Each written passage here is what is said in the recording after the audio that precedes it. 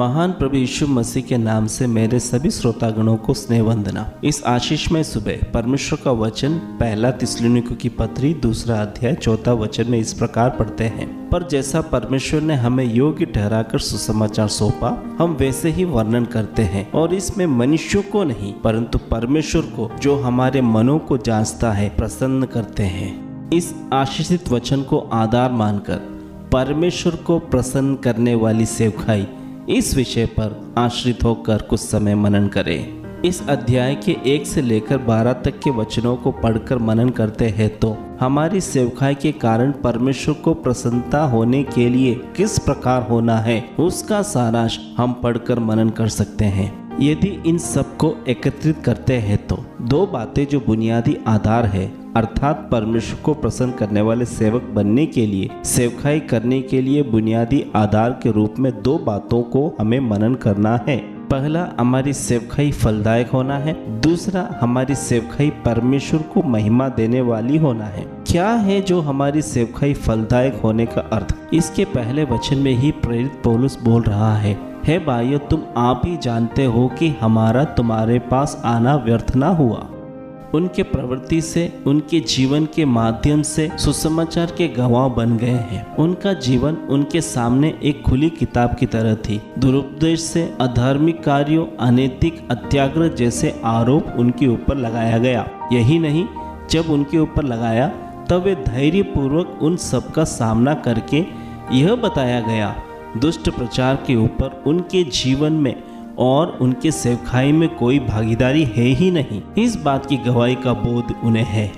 यही बात 10वां वचन में बताया गया है, तुम आप ही गवाह हो और परमेश्वर भी कि तुम्हारे बीच में जो विश्वास रखते हैं हम कैसी पवित्रता और धार्मिकता और निर्दोषता से रहें। इसका मतलब विश्वासी लोगों हमारे जीवन सूक्ष्मता पूर्वक ध्यान देना, अर्थात इसमें कोई बात छिपा कर रखने के लिए नहीं है। उनका प्रचार ही उनका जीवन है। वह क्या सेवकाई करते हैं वही है उनका जीवन।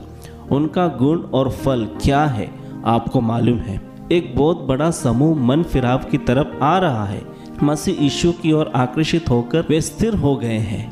परमेश्वर को प्रसन्न करने वाली सेवकाई के लिए दूसरी बात जो होना है वह यह कि हमारी सेवकाई परमेश्वर को महिमा देने वाली होनी चाहिए। आज हमने मनन किया है, इसका मतलब हम क्या करते हैं हमारे जीवन के माध्यम से स्वयं की महिमा का झंडा लगवाने के रूप में ना होना। इसके विपरीत परमेश्वर को महिमा देने वाले, परमेश्वर की इच्छा के अनुसार सेवकाई करने वाले हैं हम, यह हमें जानना जरूरी है।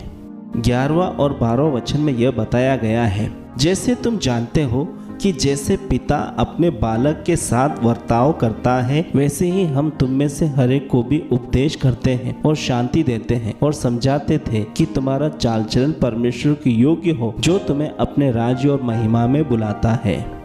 एक प्रेरित के तौर पर सेवकाई के महत्व को समझकर उन्हें संभालते हैं, और वह जो अगुवाई प्राप्त करके और प्रभु की बुलाहट को समझकर जीवन बिताने की कोशिश कर रहा है। मनुष्य की प्रीति प्राप्त करने की कोशिश में नहीं परंतु परमेश्वर को प्रसन्न करने की धुन में हमेशा चल रहा है।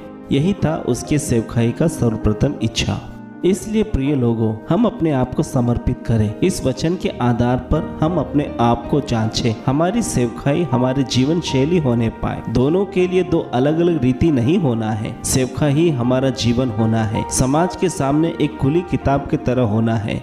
यदि इस तरह रहोगे तो वो फलदायक होगा। हम जो भी करते हैं वह परमेश्वर को प्रसन्न करने का कारण होने वाले हो।